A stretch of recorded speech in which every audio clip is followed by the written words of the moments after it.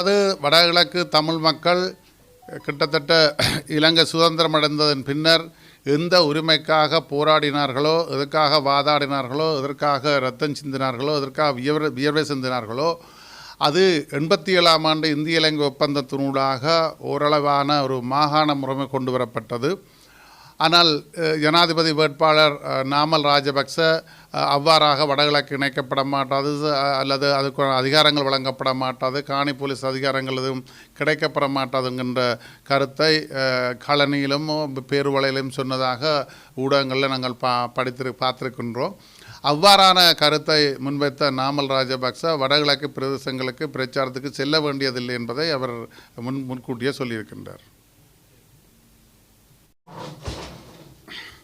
நடைபெறவுள்ள ஜனாதிபதி தேர்தலில் தமிழ் பொது வேட்பாளர் என்கின்ற ஒரு வேட்பாளர் நிறுத்தப்பட்டிருக்கின்றார்.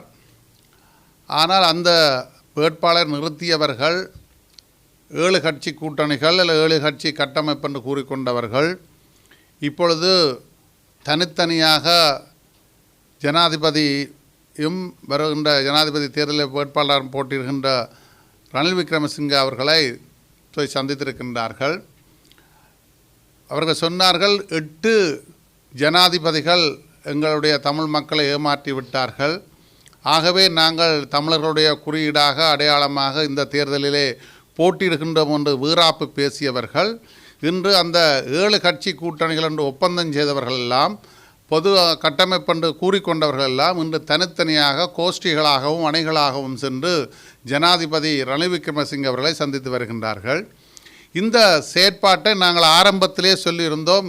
இவ்வாறு தான் இவருடைய அரசியல் தீர்வும் அரசியல் பொதி என்று சொல்கின்ற எந்த விடயங்களிலும் இவர் உருப்படியான தமிழ் மக்களுக்கான இதையும் சாதித்ததும் இல்லை, செயற்படுத்தியதும் இல்லை, முன்னெடுத்ததும் இல்லை என்பதை நாங்கள் வலியுறுத்தி சொல்லியிருக்கின்றோம். அது இன்று மக்கள் நடைமுறையிலே காண்கின்றதை நாங்கள் பார்க்கின்றோம். ஆகவே இந்த பொது வேட்பாளர் என்கின்றது தமிழ் மக்களுடைய வாக்குகளை சிதறடிக்கின்ற ஒரு சூழ்ச்சியும், அதே நேரம் இன்னுமொரு மாற்று வேட்பாளருடைய வெற்றிக்காக இவர்கள் சோரம் போன செய்தியும் தான் உண்மையான விடயமாக இருக்கின்றது. ஆகவே தமிழ் மக்களாகிய நாங்கள் இந்த தேர்தலிலே பங்காளிகளாகி, ஜனாதிபதி தேர்தலில் நாங்கள் பங்காளிகளாகி எங்களுடைய உரிமைகளையும் எங்களுடைய இந்த அங்கீகாரங்களை நாங்கள் பெறுவதற்கான முயற்சிகளையும் செயற்பாடுகளையும் இந்த தேர்தலில் நாங்கள் இந்த ஜனநாயக தேர்தலில் வாக்களிப்பதன் ஊடாகத்தான் நாங்கள் இதை வெளிக்கொணர முடியும் என்பதைத்தான் நாங்கள் ஈழ மக்கள் ஜனநாயக கட்சி வலியுறுத்தி வருகின்றது. ஆகவே இந்த தேர்தல் என்பது, இந்த ஜனநாயக தேர்தல் என்பது இந்த நாட்டினுடைய தலைவரை தெரிவு செய்வது என்பது ஒரு மிக முக்கியமான ஒரு பொறுப்பும் கடமையுமாகும். இதிலிருந்து நாங்கள் விலகிவிட முடியாது. ஆகவே கடந்த 8 ஜனாதிபதிகளிடம் ஏமாந்ததாக சொன்னவர்கள் இதற்காக மீண்டும் ஒரு ஜனாதிபதி வேட்பாளரை போய் சந்தித்திருக்கின்றார்கள். ஏன் சந்திக்க முனைந்தார்கள், எதற்காக என்ன அவர்களுடன் பேசினார்கள் என்ற விடயத்தை அவர்கள் வெளியில் சொல்லவில்லை. ஆகவே இந்த விடயங்களை மக்கள் விளங்கி கொள்ள வேண்டும். ஒரு பொது கட்டமைப்பென்றும் சிவில் சமூக அமைப்பென்றும் மக்களை ஏமாற்றுகின்ற கபடத்தனங்கள் இப்பொழுது அம்பலப்பட்டு கொண்டிருக்கின்றன.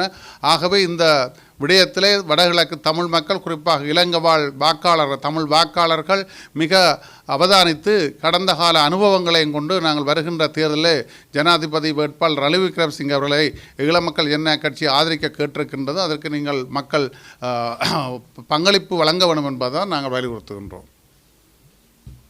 உறுப்பினர்கள் சிலருக்கு மதுபான அனுமதி பத்திரம் வழங்கப்பட்டிருப்பதாக குற்றச்சாட்டப்பட்டு வந்த நிலையில் நேற்றைய தினம் எதிர்கட்சியைச் சேர்ந்த தயாசிரி ஜெயசேகர தேர்தல் மேடைகளில் குறிப்பிட்ட சில பாராளுமன்ற உறுப்பினர்களின் பெயரை குறிப்பிட்டு இவர்களுக்கு அனுமதி பத்திரம் வழங்கப்பட்டதாலேயே இவர்கள் ரணில் விக்ரமசிங்கவை ஆதரிக்கின்றார்கள் என்ற ஒரு குற்றச்சாட்டை முன்வைத்திருக்கிறார்கள்.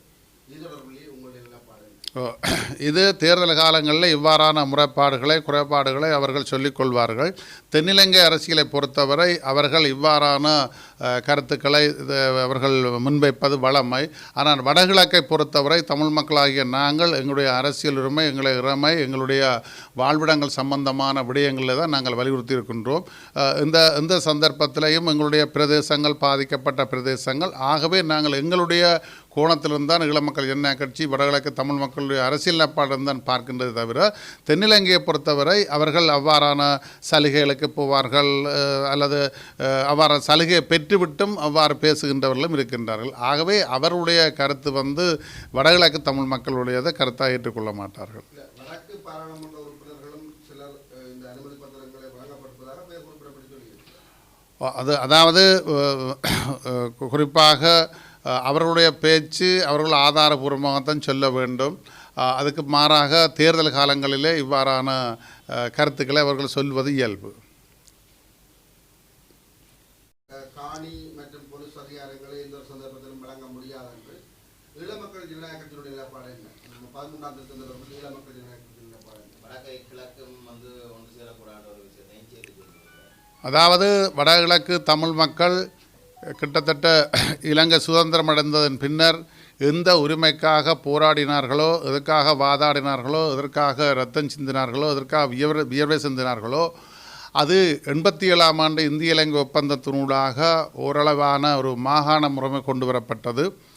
ஆனால் ஜனாதிபதி வேட்பாளர் நாமல் ராஜபக்ச அவ்வாறாக வடகிழக்கு இணைக்கப்பட மாட்டாது அல்லது அதுக்கு அதிகாரங்கள் வழங்கப்பட மாட்டாது, காணி போலீஸ் அதிகாரங்கள் எதுவும் கிடைக்கப்பட மாட்டாதுங்கிற கருத்தை கழனியிலும் பேருவளையிலும் சொன்னதாக ஊடகங்களில் நாங்கள் பார்த்திருக்கின்றோம். அவ்வாறான கருத்தை முன்வைத்த நாமல் ராஜபக்ச வடகிழக்கு பிரதேசங்களுக்கு பிரச்சாரத்துக்கு செல்ல வேண்டியதில்லை என்பதை அவர் முன்கூட்டியே சொல்லியிருக்கின்றார்.